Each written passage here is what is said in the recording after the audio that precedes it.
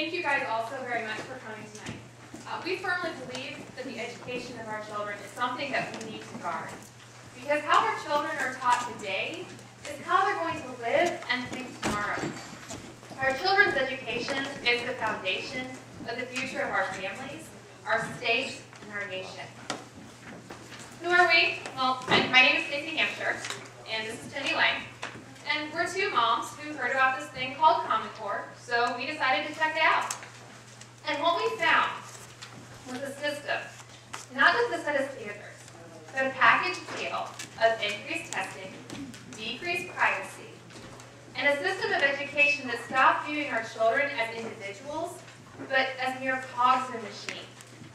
This left us frustrated, mad, and wanting to change things. And that's why we're here tonight. We want to share with you what we have found, encourage you to please do your own research, and then give you some positive action steps for how we can take back control over our children's education. Now, we want to be very clear. We fully support our teachers. Our issue is not with the teachers or the local administrators. It is with the system that they have been forced to conform to. The system which puts individual children and parents' rights last on the priority list. We want to take back control of our education, put that control back in the hands of the teachers, and put our kids back at the top of the priority list. Tonight we'll be giving you the highlights of this thing called Common Core, how they were developed, how Ohio was bribed by $400 million to accept these standards before even really seeing them, how they are changing education, and finally, and most importantly, what you can do about it. Now, before we get into the specifics of the Common Core State Standards Initiative, we need to understand a few things. First, the Common Core Initiative encompasses several different aspects. First, the math and English language arts standards. Second, the PARCC testing. Third, the loss of privacy and data gathering. And fourth, teacher evaluations are all tied into the Common Core. The other thing that we need to know is that federal overreach in education is nothing new. It's been going on since the beginning of the Department of Education, and in my lifetime alone, we've seen things such as outcome-based education, School to Work, Goals 2000, No Child Left Behind, and now Common Core. Many federal attempts to take over education have been thwarted when the citizens have found out about it. And because of that history, that's what makes Common Core so devious. Because of that history, no one really found out about Common Core until after it had already been implemented. Now, some may say that it is too late, we have spent too much money and too much time invested into the standards. But as C.S. Lewis once said, we all want progress. But if you're on the wrong road, progress means doing an about turn and going back in the other direction. And in that case, the one who turns around the quickest is the most progressive. So how did we get these state standards, and why are they being touted as being state-led? Well, it started in the National Governors Association, or otherwise known as the NGA. They meet annually, basically to network with each other, and every year they come up with an initiative or something that they want to strive for. In 2008, the Governors Association came up with an initiative to increase standards in education across the nation. And so NGA partnered with the Council of Chief State School Officers, that's basically the state school superintendents, and Achieve Inc. to write what has become known as the Common Core State Standards. Now they called them state because they were started in the Governors Association, but it's very important to note that the NGA is not a legislative branch. As Joy Pullman from the Heartland Institute said in April of 2013, the NGA is a private trade organization whose actions have no legal binding in the states. Approximately half of the NGA's budget comes from tax funds. Yet despite its heavy tax burden, heavy tax support, the NGA is not required to make meetings, votes, or materials public like other government bodies, and it has not done so for its work in Common Core. This means that we have no ability to know why these discussions took place, what was said, who was leading it, or who even voted to pursue the writing of the Common Core standards. Because the NGA is not a governmental branch, state or otherwise. It's also important to note that the vast majority of the funding for this project came from the Bill and Melinda Gates Foundation. Now, Bill Gates has been hardcore pushing the implementation of the Common Core across the nation, and all of its testing that is required to go with it. Now, Mr. Gates does claim that he does it because he believes it's in the best interest of the children. We should take him at his word, but it is worth pointing out that in technology upgrades and in data gathering alone, Microsoft will stand to make millions from this. So after these standards were written, they still had to figure out how to get them implemented in every state. Because it wasn't actually Ohio-led, they had to figure out how to get Ohio to adopt the standards. Enter the federal government and President Obama's race to the top, the education grant program. You see, No Child Left Behind had left the states cash-strapped with lots of unfunded mandates and put a bunch of regulations on the states. So this left the states in a hurting position for funding for education. So the Obama administration offered money, billions of dollars, to the states if they would adopt the Common Core and the additional testing. And they also offered waivers from the No Child Left Behind regulations, so long as these requirements were met. Now, technically, the federal government did not mandate the Common Core be adopted, but I think it's fair to say it at least looks like a bribe. One more important note on the testing. The required testing for the funding had to come from one of only two testing consortiums, Smarter Balance or PARC. Ohio chose PARC. Because of how funding and teachers' jobs and salaries are tied to the test scores, the testing, more so even than the standards, drives what is taught in the classroom. And these two testing consortiums were funded by the federal government via stimulus money. So just to be clear, in order to get federal money, you have to adopt federal tests, and those federal tests dictate what is being taught in your child's classroom. Now, Common Core has some buzzwords, and chief among those are college and career ready. But the fact is that the authors of the standards themselves have said that their definition of college and career ready is a 2-year community college, not a 4-year university, and certainly not a STEM university or career. The requirements for the federal funds also meant that it had to be implemented by the 2014 school year. Without any field testing, we really have no idea how these standards are going to play out long term. One of the biggest supporters of the Common Core is the Fordham Institute, based right here in Ohio. And in 2013, their vice president, Michael Petrelli, had this to say of the Common Core standards and assessments.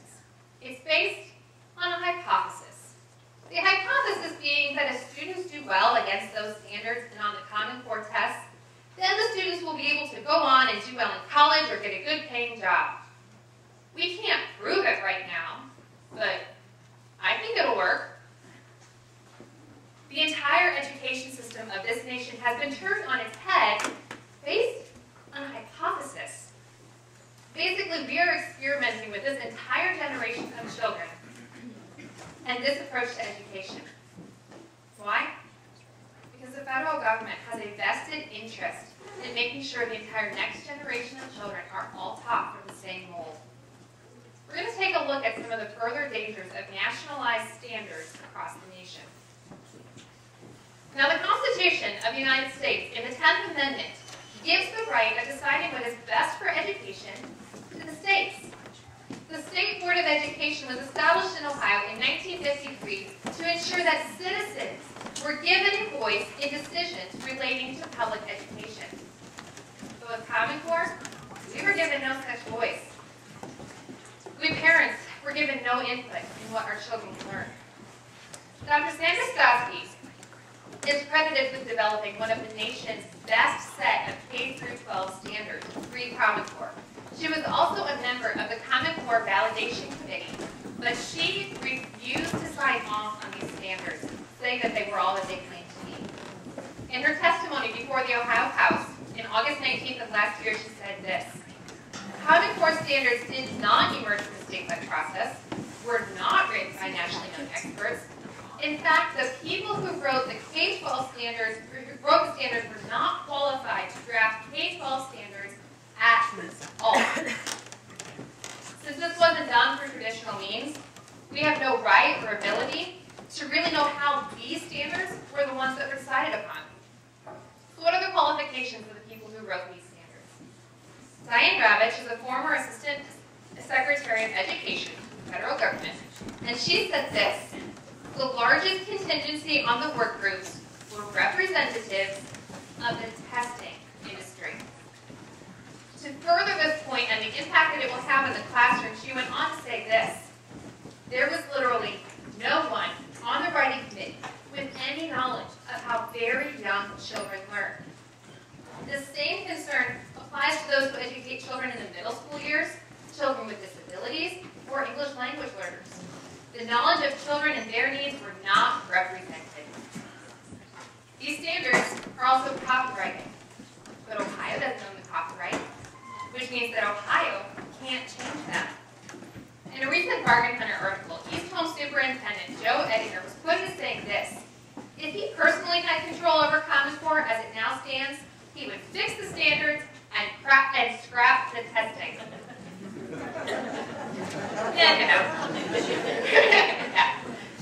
But under Common Core, we can't fix the standards.